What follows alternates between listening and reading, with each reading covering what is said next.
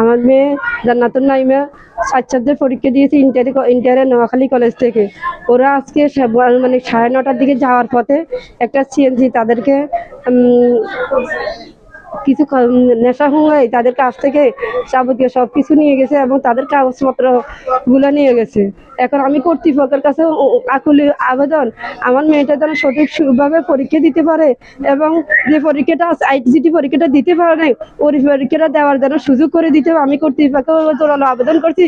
তারা অনেক ভালো ছাত্রী নোয়াখালী কলেজের এবং তারা গোল্ডেন ভাইয়ের ছাত্রী, তারা যেন পরীক্ষাটা ভালোভাবে দিতে পারে এইটুকু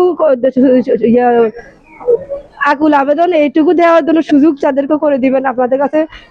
ও আপনার ইন্টার পরীক্ষা দিতেছে, 4 বিষয় পরীক্ষা দিচ্ছে।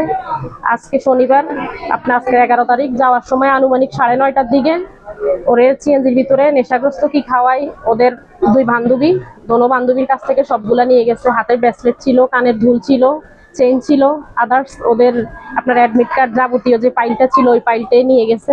এখন আমি কর্তৃপক্ষের কাছে এটাই আমার আবেদন যে ওদের ভবিষ্যৎ বা ওদের সবকিছুই নষ্ট, ওদের হুমকির মুখোমুখি, ওদের ভালো একটা বিচার, সুষ্ঠু বিচার চাই আমি।